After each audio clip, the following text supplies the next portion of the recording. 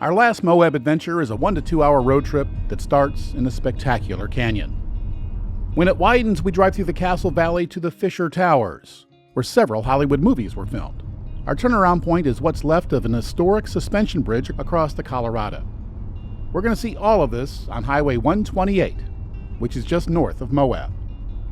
It heads west from 191, next to the electric vehicle charging station. It follows the Colorado River in a canyon so steep that my satellite radio stopped working. National Geographic called the road spectacular. It S's its way along the river for 26 miles. A connecting hiking bike trail flows between the road and the river for a few miles too. Many of you have probably never used a paper map before, or a road atlas. But from the TMI department, I'm a big fan of Rand McNally maps, especially on these western road trips, because you'd be surprised at how often there is no cell phone coverage. So map apps simply don't work. When I'm in a canyon like this, and sometimes even in wide open spaces that are very remote, you simply cannot rely on your car's navigation system or your phone to help you get where you want to go. So basic map reading skills come in very handy. The Rand McNally maps also let you know which roads are scenic. That's how I found this road and many of the others that I used on this road trip. And driving through these landscapes is one of the most memorable parts of this trip or any other road trip. From the map, you can also see that this is the shortest route from Moab to Grand Junction, Colorado, which has a much bigger airport than the one in Moab. I typically do this drive in the evening after visiting the parks. During the summer, when the sun is up late, it's a nice way to spend an hour or two after dinner. And since we're next to the river, I suppose I should mention river activities. This part of the river is pretty calm, and it's perfect for a float trip. As you can see, these folks are thoroughly enjoying their float trip. Or is that a swimming party? I've done some whitewater rafting, but I've never rafted down the Colorado. Maybe one of the town's outfitters will sponsor me. And by the way, if anyone out there knows how to get sponsors, please put it in a comment.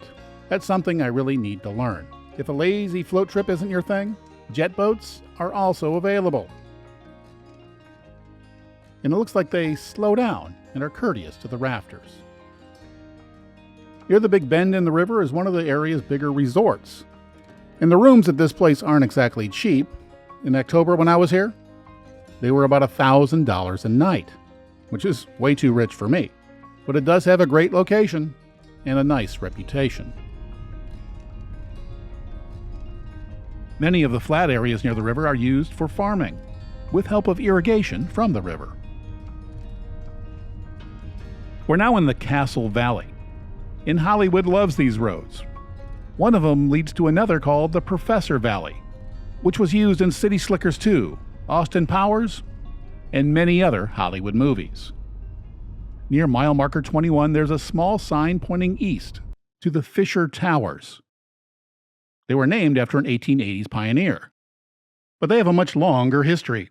These are remnants of those same ancestral Rocky Mountains that I mentioned in the Gooseneck segment. To see them from this angle, and you really should, you can take a hike down this trail, and on a sunny day, it's well worth it. This is a BLM recreation area with a small campground and a pit toilet, but no water. There are a number of hiking trails, but since the 1960s, the main activity here is rock climbing. There are small spires to learn on, and there are much bigger ones for the highly skilled. A further 11 miles up Highway 128, there's another old landmark. Pull over just before crossing the bridge. Believe it or not, this relic was once the longest suspension bridge in Utah, and it held that title until April of 2008, when it was destroyed by a grass fire, started by a small boy who was playing with matches. It was called the Dooley Bridge when it was built in 1916. It had a 500-foot-long wooden driving surface that was only 8 feet wide. More recently, it was used as a bike trail. This scenic highway continues for another 20 miles. It's a great way to spend an evening. Well, it's about time to wrap this one up. Thanks for watching the whole thing. And please like and subscribe if you haven't already. And if you have the means and are so inclined, try to find the well-hidden contribution button. This video took hundreds of hours to put together, and you have no idea how appreciated just a $2 donation is. The secret word for those of you who made it to the end is Copperlight. Put it in the comments to let me know you've seen it all. As you've seen, there's lots to do and explore in Moab, but it's pretty expensive from May through October.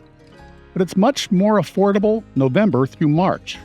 In October, this room cost me $190, and other options were nearly twice as much. In the colder months, there's plenty of rooms that are half of that. There are other advantages as well. There are fewer crowds, and you don't need a reservation to drive into Arches. And the hikes seem a lot shorter when the temperature isn't near 100. The shorter days at that time of year aren't great for outdoor activities, but in this small town, there's lots to do and a lot to eat after the sun goes down. Few places, regardless of their size, have as much to offer. Over the last 20 years, I've spent many weeks over several trips here, and there's still lots of stuff I haven't done yet. And by the way, if you have any ideas on things that I should include in the next version of this video, please leave them in the comments. Not only for my benefit, but also for the community that helps support this channel.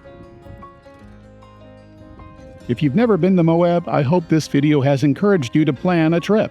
And if you have been here before, hopefully you'll plan your next one. There really are some nice advantages to the off-season.